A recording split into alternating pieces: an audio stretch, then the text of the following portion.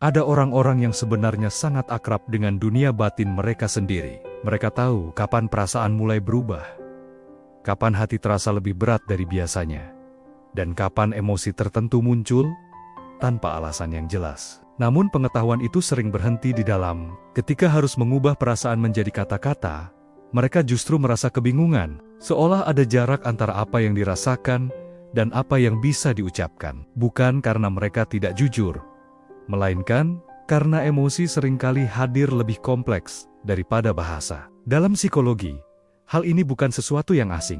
Kemampuan mengekspresikan emosi bukan bawaan lahir, melainkan keterampilan yang dipelajari.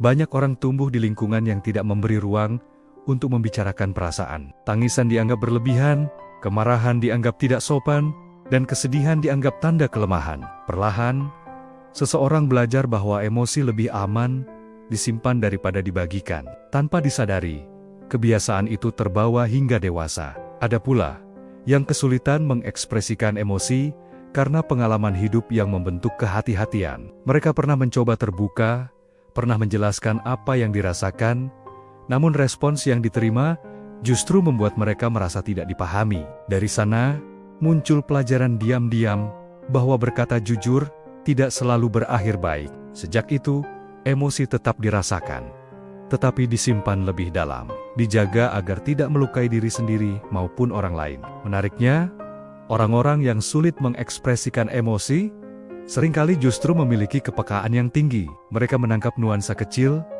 perubahan suasana, dan reaksi emosional orang lain dengan cepat. Karena kepekaan itulah, mereka menjadi sangat berhati-hati dalam memilih kata. Mereka tahu bahwa satu kalimat bisa disalahartikan, satu ungkapan bisa menimbulkan jarak, dan satu kejujuran bisa membawa konsekuensi yang tidak sederhana. Diam bagi mereka bukan penghindaran, melainkan bentuk perlindungan. Seringkali, dari luar mereka terlihat tenang, terkendali, bahkan dingin.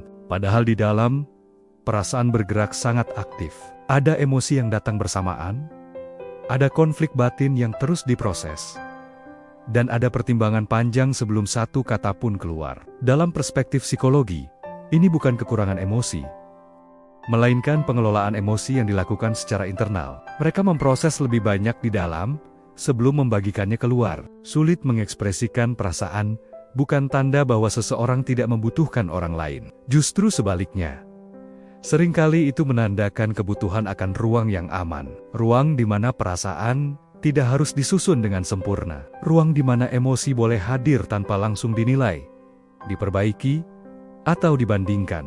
Banyak orang baru mampu berbicara ketika mereka merasa didengar, bukan diinterogasi, dipahami, bukan diburu solusi. Jika kamu adalah seseorang yang kesulitan mengungkapkan perasaan, tidak ada yang salah denganmu. Itu bukan kegagalan emosional, dan bukan pula tanda ketidakmampuan berhubungan dengan orang lain.